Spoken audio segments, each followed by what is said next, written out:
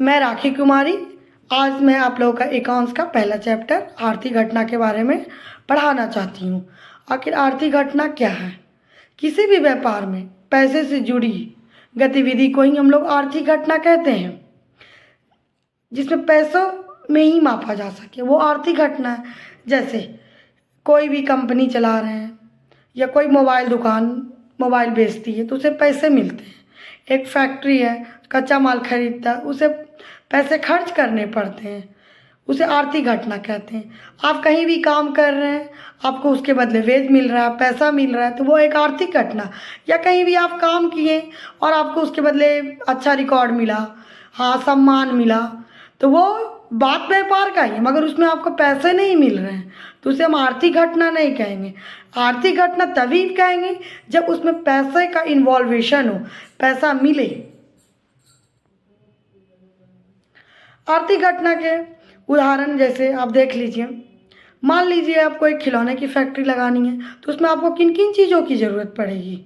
आप एक machine खरीदिएगा, machine खरीदने में आपको पैसा लगेगा, फिर उस मशीन को अपनी जगह पर लाइएगा तो उसके ट्रांसपोर्टेशन में खर्च होगा, और उसके बाद उस मशीन को आप सेट करवाइएगा, उसके लिए जगह तैयार करने में आपको पैसा खर्च होगा, फिर उसे आप इंस्टॉल करवाइएगा, सेटअप करवाइएगा, तो मज़दूरों को आपको पैसा देना पड़ेगा। उसके बाद आप मशीन को टेस्ट करवाइएगा, उसके लिए टेस्ट करने के लिए लोग आएंगे, उसके लिए आपको पैसे खर्च करने पड़ेंगे।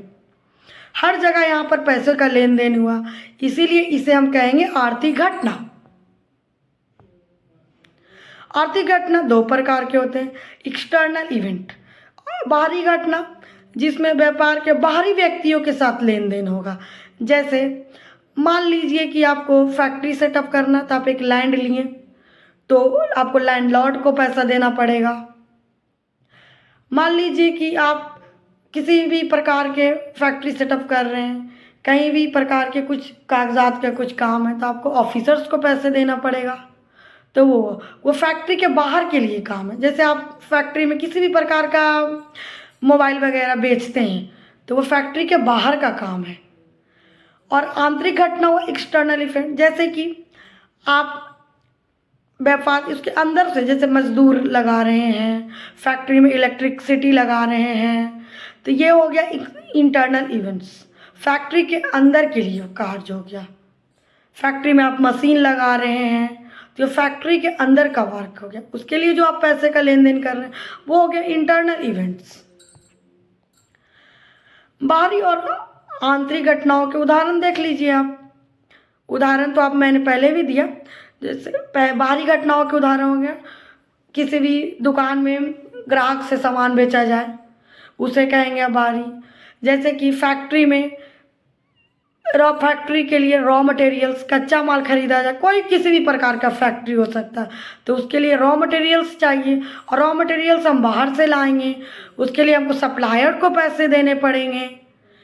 और व्यापार में ऑफिस का किराया वगैरह हो गया, वो सब हो गया आपको बाहरी खर्चा हो गया। तो ये हो गया बाहरी घटनाएं हो गए। और व्यापार में ऑफिस का कहने का किराया देने का मतलब क्या आप समझे, कोई भी ऑफिस होगा तो वो किसी जगह पर होगा, तो मकान मालिक को आपको उसके लिए पैसे देने पड़ेंगे। और आंतरिक घटनाएं क्या हो गया, जैसे कोई भी फैक्ट्री चल रहा है, उसके लिए आपको कच्चा माल की ज़रूरत पड़ेगी, तो वो हो गया आपको आंतरिक खर्चे, आंतरिक घटनाएं हुए ये सब। फिर कंपनी के कर्मचारियों का वेतन हो गया, किसी भी प्रकार के जैसे इलेक्ट्रिसिटी बिल हो गया, वाटर सप्लाई हो गया, ये जितना भी फैक्ट्री के अंदर का खर्च है उसे हम लोग कहेंगे आंतरिक घटनाएं। आर्थिक घटना क्या होगा आप लोग को समझ में आ ही गया होगा। व्यापार में पैसे से जुड़ी गतिविधियां, कोई भी व्यापार बिजनेस में पैसे का लेन देन हो रहा है तो वो आर्थिक घटना हुआ। जहाँ पर भी पैसा आ गया वहाँ पर आर्थिक। और बाहरी घटना हो गया, जैसे बाहरी व्यक्ति से संपर्क हम लोग किए, किसी भी सामान को खरीदने के लिए, कच्चा माल खरीदने के लिए, रेंट देने के लिए। और आंतरिक घटना बस सिंपल सी बात है, लेबर्स हो गए, मशीनरी हो गई, बिजली बिल हो गया, ये सब आपका आंतरिक घटना हुआ। यही आज का टॉपिक था हमारा। तो आप, मुझे आशा है आपको आज का टॉपिक अच्छा लगे।